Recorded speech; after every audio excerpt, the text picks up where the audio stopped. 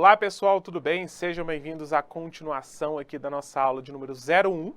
E aqui nós vamos falar sobre a atividade mineradora. Então no bloco anterior nós falamos do processo de achamento, né, de algumas jazidas de ouro, falamos, né, da importância das bandeiras para que isso acontecesse, mas agora nós temos que pensar, depois que foi encontrado o ouro, como vai ser organizada essa extração desse metal. A coroa vai ter que intervir aqui, porque senão vai deixar escapar toda a sua grande riqueza, que enfim ela encontrou, né? Desde 1500 que ela tem esperança de encontrar esse metal valioso aqui, e finalmente a coroa portuguesa encontrou. E agora ela vai ter que organizar a extração aurífera. Então ela vai ter que criar algumas estruturas aí para controlar essa extração, não é verdade? Então uma das coisas que ela faz aqui, já no século XVIII, então quando você pensar em extração do ouro, já pensa em século XVIII, tá? As primeiras jazidas são encontradas no final do XVII, mas vai prevalecer aqui no século XVIII mesmo. Lembrando que o século XVIII é 1700 e alguma coisa, tá? Só para você não esquecer. Beleza? Então, é criada aqui a Intendência das Minas em 1702, tá bom? Então aqui, o que essa Intendência das Minas vai fazer? Qual é a função dela?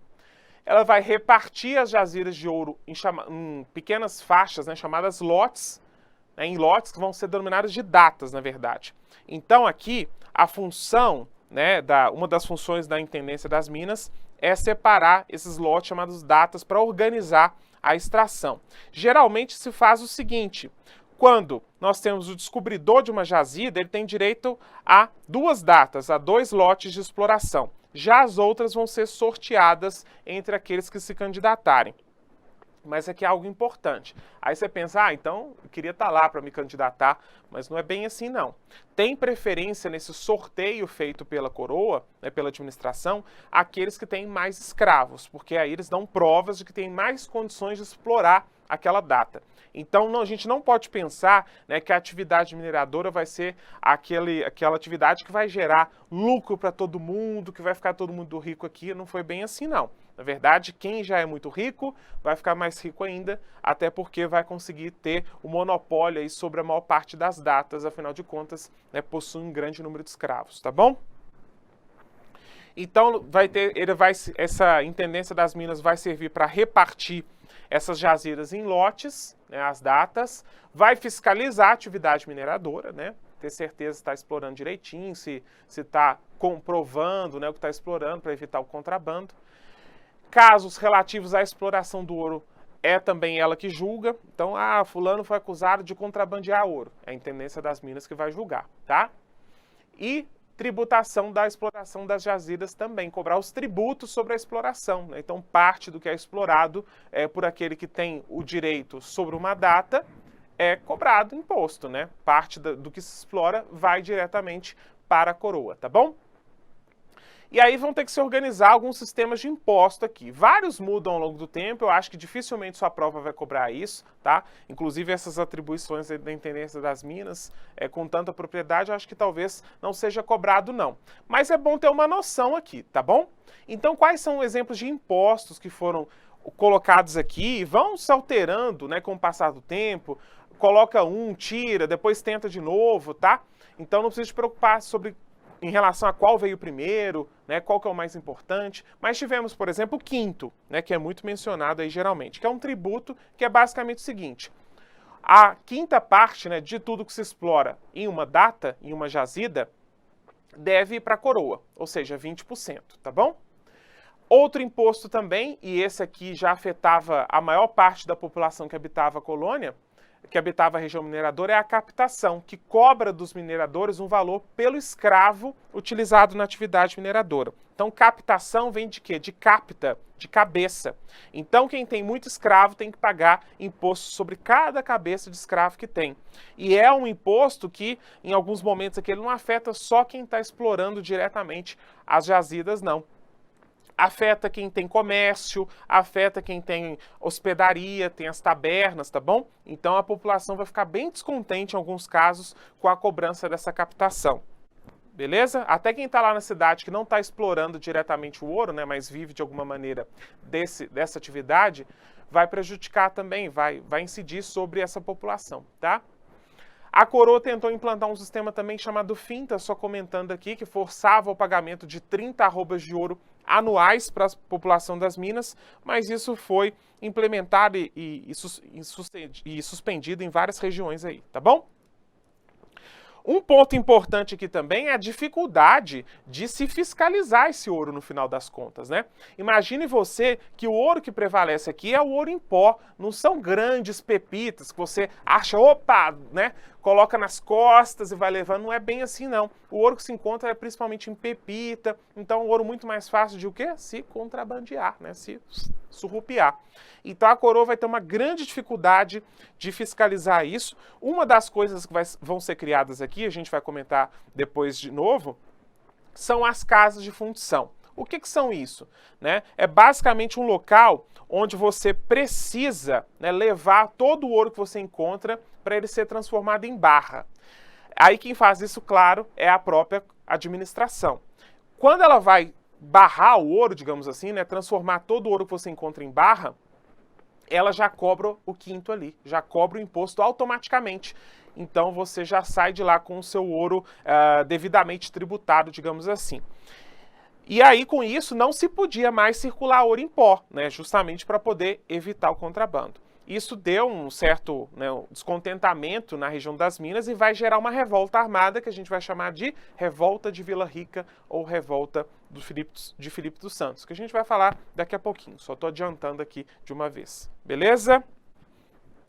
Então aqui é só um contexto, acho muito difícil a sua prova cobrar de maneira detalhada o que a gente está vendo aqui. Tranquilo? Eu queria inclusive chamar a atenção para essa imagem, né? Veja que a mão de obra escrava é predominante na atividade mineradora, vocês estão vendo isso aí, não é? E aqui nós temos inclusive algumas mulheres também trabalhando como escravas de ganho. Olha aqui, né? Estão comercializando produtos aqui na região mineradora, tá vendo? Elas carregando aí uma espécie de cuia na cabeça, né? Provavelmente transportando alimentos que são comercializados aqui, tá bom? Então veja aquilo que a gente viu lá na nossa primeira aula. Elas, né, chegam a percorrer grandes distâncias aí comercializando alimentos, tá bom? Bom, passando aqui mais adiante, eu comentei com vocês que em uma região chegamos a encontrar diamantes aqui durante o período colonial. Essa região, né, hoje a gente chama de Diamantina, na época ela era chamada de Arraial do Tijuco, tá? Nessa região, o diamante, como ele vale muito mais, né, e ele era muito mais escasso, foi colocada aqui uma administração ainda mais severa. Na região que foi encontrada, se buscou, inclusive, limitar as pessoas que circulavam ali. E aqui, né, diferente, por um tempo prevaleceu esse mesmo regime de intendência que existiu para o ouro, mas chegou num ponto que a coroa falou assim, a gente precisa centralizar ainda mais essa administração, deixá-la ainda mais rigorosa. Aí o que eles vão fazer? Vão conferir o direito de exploração, não para várias pessoas que vão ter aí as datas, né, que vão ter direito a explorar a data, mas sim por uma única pessoa que vai explorar todas as jazidas, porque aí fica mais fácil cobrar imposto dele, tá? E aí nós vamos ter, né, ao longo da história, né, os primeiros contratadores são o João Fernandes de Oliveira e o Felisberto Caldeira Brant, né? O João Fernandes é até famoso, né, por ter se casado com a Chica da Silva, né, uma escrava que ele compra a alforriça e torna esposa dele, e ela é uma espécie de mito lá de Diamantina, né, porque ela vira uma senhora da alta sociedade. E aí dizem que ela saía às ruas assim com uma larga escravaria junto dela, né, para mostrar o poder que ela tinha, porque quem tinha poder tinha escrava aqui nesse mundo colonial, né? E dizem que ela era muito cheia das vontades, digamos assim, que era uma mulher bem decidida, e ela não conhecia o mar. Aí ela chegou pro marido dela e falou, olha, eu não conheço o mar e eu quero conhecer de qualquer jeito. Aí ele mandou construir para ela um grande lago, né, para simular um mar aqui em Diamantina. Chegou a construir um barquinho, né, para ficar alguém, inclusive lá no mastro, gritando terra à vista, com ela navegando junto. Então, né, ela é uma espécie de mito aqui de Diamantina, já foi tema de novela, de filme, uma figura bem fascinante aqui, né, para quem estuda o período colonial. Bom, voltando aqui aos nossos estudos, né, e parando com as fofocas históricas, nós temos aqui então esse contratador que tinha o monopólio de toda a exploração. Foi feito isso justamente para evitar o contrabando. Porque se você deixa a exploração de diamante nas mãos de muitas pessoas, como é o caso do ouro, na concepção da coroa, isso dava margem para que o contrabando, né, fosse mais recorrente. Então eles preferiram manter uma única pessoa controlando todas as jazidas de diamantes aqui, tá? O chamado contratador. Esse regime de concessão e contrato, ele foi substituído depois pela real extração, né, que vai afirmar o monopólio da coroa na exploração das jazidas. Então vai ser a coroa explorando diretamente, não um terceiro, tá? Nem preciso dizer, né, que aqui esses funcionários eles tinham poder de vida e de morte. Se alguém fosse pego, acusado de tentar contrabandear, já poderia ser condenado à morte. Então, essa dureza com que foi imposta aqui a administração vai gerar muito descontentamento. Tanto que lá na Inconfidência Mineira, que a gente vai falar, né, no nosso último bloco aqui da aula, uma das reivindicações dos inconfidentes era liberdade para a Diamantina, né? Ter um controle mais frouxo, né? Uma liberdade de circulação, porque as pessoas que viviam nesse arraial viviam sob constante fiscalização, justamente para evitar o contrabando. Beleza? Temos aqui uma imagem, né, da extração de diamantes. Veja que aqui também prevalece a mão de obra escrava. Show? Bom, mas saindo dos diamantes e agora focando num ponto que, a meu ver, é um dos mais importantes aqui do nosso bloco. Então, tudo que eu comentei com vocês até agora é mais para situá-los. Não vejo como a sua prova pode cobrá-los. Até hoje não cobrou, tá? É importante você entender mais o contexto, que foi importante estruturar uma administração, né, para poder evitar o contrabando. E agora a gente vai falar de qual tipo de sociedade foi formada ali, né? Porque pense você, várias pessoas de várias regiões do Brasil e do mundo chegaram ali e começaram a explorar. Com o passar do tempo, foram se formando edificações, né, foram se formando pontos comerciais, né, residências. Então, uma sociedade em torno da mineração começou a ser formada, né, e se consolidou ao longo do século XVIII. Quais são as particularidades dessa sociedade? Aí sim é importante a gente dizer para a sua prova. Primeira coisa, diferente do que vai acontecer lá na Sociedade do Açúcar, essa atividade mineradora, ela vai estimular a formação de núcleos urbanos nas áreas de exploração, como Vila Rica, né, atual Ouro Preto, São João del Rei, né? Que mais? O Arraial do Tijuco, né, que nós já comentamos. Aí você vira para mim e diz, ué, mas lá na região do Açúcar, nós temos Recife, nós temos Olinda, Salvador. Por que você está colocando essa particularidade aqui, se lá na sociedade açucareira nós também temos centros urbanos? Mas é importante dizer que a atividade açucareira, por si só, ela não estimula a formação desses centros. A vida das pessoas no Nordeste gira em torno do engenho, né? A não ser aquelas que habitam as cidades mesmo. Mas, né, em relação àqueles que se voltam à produção do açúcar, a vida gira em torno do engenho mesmo. Não se sai muito do engenho, né, raramente se vai às cidades, tá bom? Então, a atividade produtora do açúcar não estimulou a formação de centros urbanos. Agora aqui, por que aqui estimula? Porque você precisa ter um controle constante da população para evitar o contrabando. Você vai fazer isso deixando a população espalhada no território? Não, é melhor mantê-la concentrada, fica mais fácil de vigiar, não é verdade? Então aqui a própria administração vai estimular a formação de centros urbanos para poder facilitar a fiscalização, né? Pense que vivendo no Nordeste açucareiro, dificilmente você vai encontrar lá com seu vizinho, né, com alguém que mora a quilômetros e quilômetros de você. Aqui você, assim como na sua cidade, você encontra outras pessoas nas ruas, nas esquinas, no chafariz público, né, nos comércios. Então, como as pessoas se encontram a todo momento, porque elas estão concentradas no mesmo espaço. E estão concentradas justamente para serem melhor fiscalizadas, tá bom? E essa sociedade tem várias particularidades. Olha só, lembra que lá na Sociedade do Açúcar nós falamos basicamente que existiam dois estratos sociais? No topo você tem quem?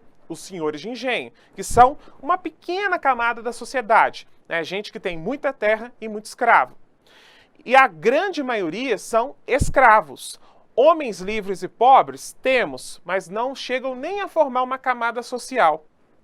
Já aqui a gente tem uma sociedade mais plural, inclusive com uma camada significativa de homens livres, uma camada média de homens que não são pobres e também uma grande quantidade de homens pobres, tá? Então a gente pode pensar essa sociedade mineradora sendo composta por esses grupos aí. No topo nós temos os homens ricos, que como lá na sociedade mineradora são poucos. Quem são eles? Os donos de datas, que são, né, os lotes que vão, onde vai ser possível a exploração do ouro, funcionários da metrópole, né, aqueles que vão fiscalizar aqui, funcionários públicos e grandes comerciantes também. Uma coisa que é legal de se dizer, o ouro em si, dificilmente você vai ficar rico explorando ele, porque quem já explora já tem muito dinheiro. Agora, muita gente enriqueceu indiretamente. Lembra que eu contei para você que o solo onde se explora o ouro, geralmente ele é bastante infértil? Pois é, as pessoas que moravam na região mineradora tinham que comprar produtos vindos de outras regiões, né, para poder se alimentar. E quem fazia essa ponte é que ficava muito rico. Já que a oferta não era tão grande, né, vamos supor, se você ia comprar, não sei, carne seca, né, enquanto a carne seca era comprada em São Paulo por um preço X, aqui ela ia valer 3 vezes mais, né, na região das Minas. Afinal de contas, a oferta dela é muito menor e a demanda continua existindo. Tem um monte de gente concentrada aqui, né? Então, quem faz essa ponte, os mercadores de alimentos, esses sim, muitos deles, e fornecedores, produtores de alimentos também, ficaram muito ricos aqui nesse contexto, tá bom? Então temos homens ricos no topo, mais abaixo temos uma camada média de homens livres, que são homens que não são pobres, são letrados, ou seja, são alfabetizados, né, inclusive se dedicam à produção cultural interessante, e eles, né, vivem indiretamente dos homens ricos, que são quem? Advogados, médicos, comerciantes menores, intelectuais, militares e clérigos. Muitos homens da Inconfidência Mineira, inclusive, estão nesse grupo aqui, tá? Nos 2 primeiros grupos, né? Mas principalmente no segundo. Eu vou colocar aqui Inconfidentes para você não esquecer, tá? Inconfidentes. São os meus conterrâneos que estão aqui, tá? Vou colocar aqui porque tá feio. Vamos lá. Ó, então, depois a gente vai falar de alguns nomes, né? Mas a maioria tá aqui. Inconfidentes. Vou escrever aqui embaixo. Exceto o Tiradentes, né, que a gente sabe que era perrapado igual a gente. Bom, mais embaixo nós temos os homens pobres, que são aqueles que não têm escravo, então eles não conseguem, né, participar aí do sorteio para conseguir explorar uma data. Eles não têm comércio, eles não são funcionários da coroa. Então como que eles sobrevivem? Eles vivem prestando aí bicos, né, vivem de bicos. Às vezes, quando um dono de data, né, um dono de um lote onde há uma jazeira de ouro, termina de explorar e vai para outra, ele vai lá, tenta achar alguma coisa. Então, quem são esses homens? Faiscadores, biscateiros, garimpeiros e pequenos roceiros. Veja que aqui são homens que, por livre e espontânea necessidade, digamos assim, né, tentam explorar aí regiões que às vezes não se sabe se tem ouro ou não, né, tentam a sorte aí para sobreviverem, tá? E a grande maioria, né, da sociedade é composta por escravos. Então, nesse ponto, não há diferença em relação à sociedade do açúcar, né? A maioria é composta por escravos, eles são o maior estamento. Até porque a atividade mineradora, assim como a atividade açucareira, demanda um grande contingente de escravos nesse contexto aqui, tá? Eles correspondem a 70% da região. Só que o restante não é só senhor de escravo, como a gente viu no caso, né, da sociedade do açúcar. No restante é mais diversificado, tá bom? Então, o primeiro ponto que eu queria destacar com vocês é que aqui na sociedade mineradora nós temos o estímulo à formação de núcleos urbanos. Então, esse é o primeiro ponto. Não esqueça, para a gente poder ver os outros, tá? Existe uma camada intermediária também que a gente falou aqui. Esse é o segundo ponto, composta por homens livres, né, médicos, advogados, clérigos e tal. Aí eu trouxe aqui um texto para a gente ler juntos, né, que chama essa sociedade a partir de um conceito chamado falso Fausto, né? Parece até um trava-língua aí, né? Falso Fausto, falso Fausto. Quantas vezes você consegue falar isso, né? Olha só, vamos ler rapidinho aqui. Na sociedade mineradora, como de resto, nas outras partes da colônia, eram privilegiados os elementos que tivessem maior número de escravos. Então, nesse ponto, não faz diferença com o resto. Mais da metade das lavras estavam concentradas nas mãos de menos de 1/5 dos proprietários negros. O próprio critério de negros, né, o próprio critério de concessão de datas assentava-se na quantidade de cativos possuídos, foi o que nós falamos antes. As maiores extensões indo para as mãos dos grandes senhores. Então, quem tem muito escravo tem mais chance de ter direito a locais de exploração de ouro, tá? Para eles, o luxo e a ostentação existiram de fato, não como sintomas de racionalidade, mas como sinal distintivo de status social, como instrumento de dominação necessário à consolidação e manutenção do mando. O que isso quer dizer? Pessoal, nós estamos falando de uma sociedade que você precisa ostentar a posição que você mantém, tá? Parece que alguém fala, mas hoje é assim também, mas calma.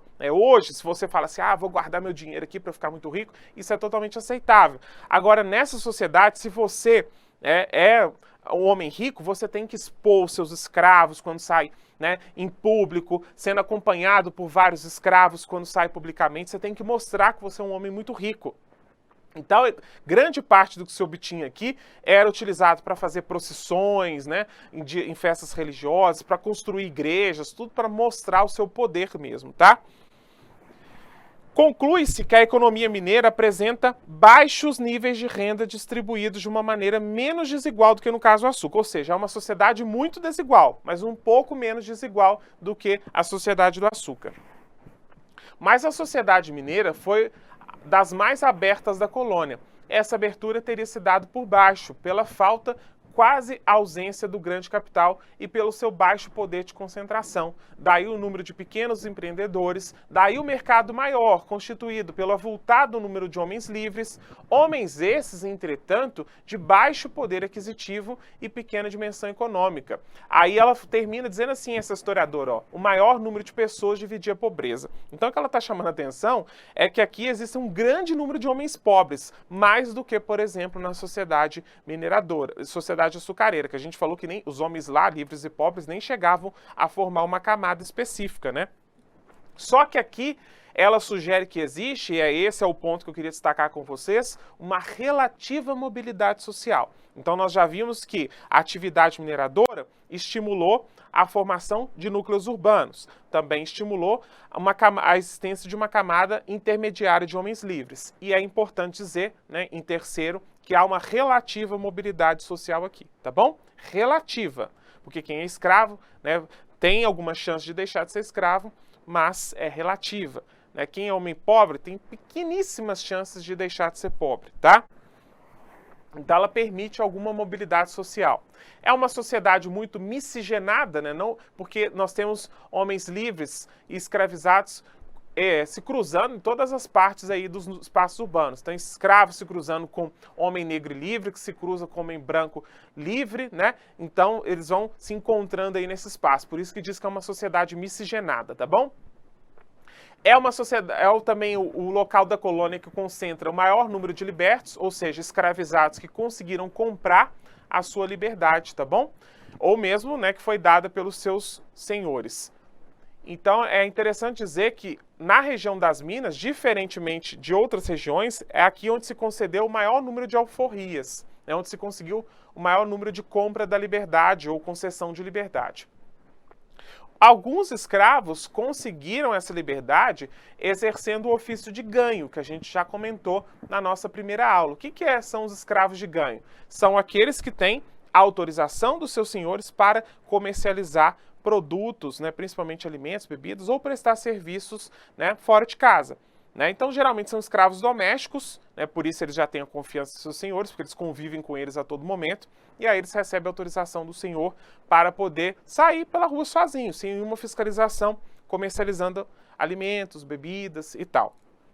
O lucro obtido, parte fica para o senhor, parte fica para o escravo. Com o passar do tempo, esse escravo consegue juntar algum pecúlio, alguma economiazinha e comprar a sua liberdade. Isso não era tão recorrente, né? Mas quando ocorria, geralmente era aqui nessa região mineradora, tá bom? A grande maioria dos escravos era alforriada, né, em testamento. Então, né, o senhor falava assim, quando eu morrer, libertar todos os meus escravos, que era uma forma de se arrepender pela escravidão, né? Já no final do século XVIII, essa questão da escravidão para alguns já começou, né, a soar como um problema do ponto de vista da fé. Então, tinha muita gente que ao morrer, né, deixava testamentado, né, deixava em testamento libertar todos os escravos, ou mesmo já estava na falência, né? Então era uma forma de cortar gastos, né? Já que o senhor de escravo era obrigado a manter o seu escravo, então ele, né, vendia todos, alforriava todos, no caso aqui. Então, é uma sociedade que demanda escravos a todo momento, primeiro porque eles exercem os trabalhos braçais e segundo porque ter escravo é ter status aqui, né? Outro ponto que é interessante destacar dessa sociedade, mas não existe só aqui, tá? Existe no Rio, existem em outros centros urbanos também. São as irmandades leigas. O que é isso, pessoal? Aqui eu vou focar principalmente na região das Minas, mas isso existe em outros lugares. Rio de Janeiro, São Paulo, tá? Bom, no século XVIII, as ordens religiosas, né, os religiosos mesmo, os missionários, foram expulsos da região das Minas. Né? E depois, com o passar do tempo, né, a gente viu que os jesuítas foram expulsos de todo o território colonial português. Né? E aí essa vida religiosa, na região das Minas, aqui que é o nosso enfoque, né, ela precisou ser organizada pelos cristãos, pelos não religiosos. Aqueles que eram devotos, falaram, bom, vamos nos organizar aqui para a gente poder manter as missas, manter as cerimônias, as festas. Então, as pessoas começaram a se organizar em irmandades para poder, no final das contas, serem devotos juntos, né, em homenagem a algum santo, tá? E aí eles construíam igrejas, né, em homenagem aos santos, e quem constrói, as irmandades constroem igrejas que são mais chiques, né, do que as outras, então há uma certa competição aqui, né? Organizam festas, né? Então, Semana Santa, as festas na Páscoa, todas eram organizadas aqui por essas irmandades, tá? As procissões, aí quem era mais importante na irmandade ia à frente das procissões, né? As procissões mais imponentes sugeriam aquelas irmandades que eram mais imponentes também. Então, a gente pode dizer que essas irmandades que são formadas aqui, elas se dedicam à organização da vida religiosa da colônia, tá bom? E são importantes também para fazer identidade entre as pessoas.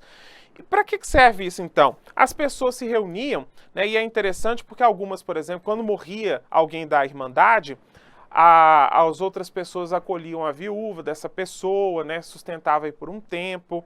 Né, então há uma certa identidade entre as pessoas que formam a mesma confraria, que são confrades aqui, tá bom?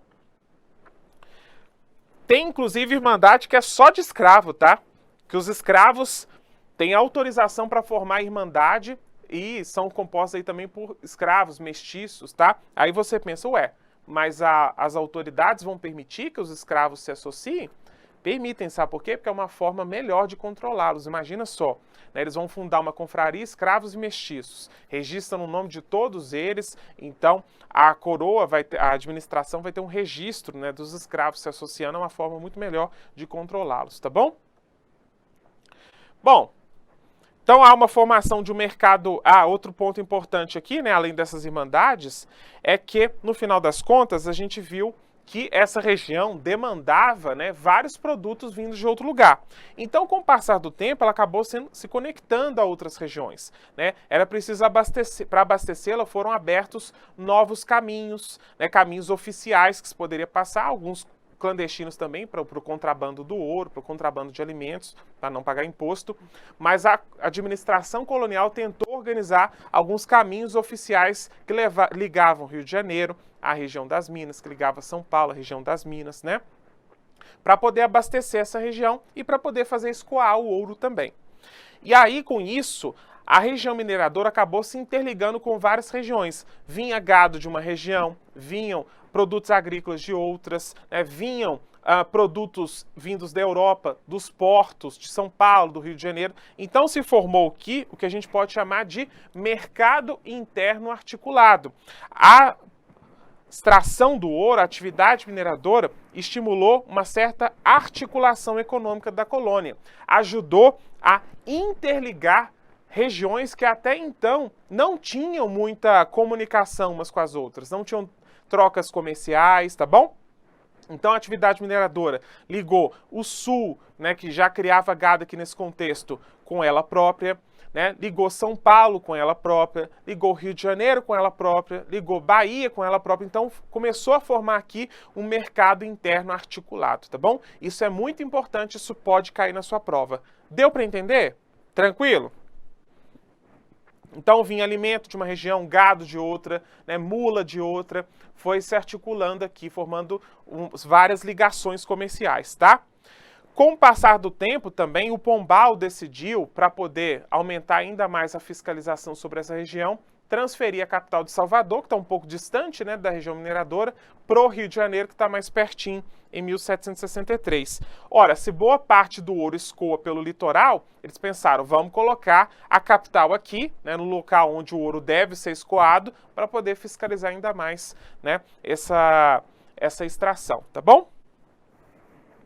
E para fechar aqui, só um comentário, né? Nessa região também a gente consegue ver uma produção artística muito significativa, que você deve ter visto lá com a professora Luana, né? Quando ela estuda barroco com vocês, né? Literatura barroca, ela deve ter comentado, né? Do barroco e arcadismo, né? Do Cláudio Manuel da Costa e Tomás Antônio Gonzaga, foram grandes poetas árcades aí, né? Inclusive, são dois protagonistas da Inconfidência Mineira, mas a gente também tem no barroco aí se destacando dois grandes artistas que são Aleijadinho e Mestre Ataíde, tá bom? Eu sou apaixonado com a minha terra, né? Então fiz questão de colocar aí uma igreja, né, em estilo barroco e rococó, lá de Congonhas, né, que tem esses profetas magníficos aqui, né, logo na porta, feitos pelo Aleijadinho, tá bom? Bom, aqui só para comentar, né, como eu disse para vocês, vamos ter aqui vários caminhos abertos para o abastecimento dessa região, circula ali alimentos, pessoas, né, que ligam a região mineradora com outras regiões, e nós temos aqui uma presença muito ativa nesses caminhos dos tropeiros, aí isso é importante da gente destacar. O que é o tropeiro? É o camarada que guia a tropa. Tropas de quê? Tropas de mulas, tropas de bois, né? Eles são chamados de tropeiros e são eles que vão comercializar os produtos, vão transportar de São Paulo para essa região, de outras partes de Minas para a região mineradora, tá bom? Então são eles que fazem o comércio de diversos produtos vindos de áreas diferentes também, beleza? É basicamente isso, o tropeiro é uma figura importante aqui para os nossos estudos. Então vinha tropeiro do sul, né? Levando charque, levando ouro, né, de São Vicente, né, região aí correspondente ao atual estado de São Paulo. Se especializou em produção de alimentos, então esses tropeiros levavam os alimentos, né, alguns comerciantes se dedicam ao comércio de produtos luxuosos vindos da Europa. Então nós temos aqui a formação de um mercado interno articulado. Tá aí uma foto representando esses tropeiros, beleza? Aqui o mapinha para a gente entender esse processo de integração colonial. Veja que gado, né, o gado muar, gado bovino também, saindo de várias regiões aqui, né, saindo do sul, saindo de mais no nordeste. Temos uma ligação aqui também do centro-oeste com o sudeste, né, então veja que há uma grande ligação aqui, né, de pessoas, de bens, tá bom? Deu para entender? Então, eu preciso que você leve isso aí para o final da nossa aula. A atividade mineradora estimulou a formação de núcleos urbanos, estimulou a formação de uma camada, né, de homens livres, aí, uma camada média, e estimulou também a formação de um mercado interno articulado. Show? Beleza? Bom, com isso fechamos aqui a nossa aula. Nosso próximo bloco nós vamos falar sobre as novas fronteiras que foram estabelecidas aqui no Brasil, porque vocês observaram, né? Nesse processo de integração feito pelos bandeirantes, pelos jesuítas, né, pelos criadores de gado, isso, né, em muitos casos, ultrapassou as fronteiras do Tratado de Tordesilhas, né? A gente lembra que ele cortava aqui, né, e veja as regiões que estão sendo ocupadas. Ele passava aqui, mais ou menos, né? Então, com isso, né, nós vamos ter que rever aqui os acordos estabelecidos entre Portugal e Espanha, tá? Mas isso é tema do nosso próximo bloco. Então, eu te vejo lá. Tchau!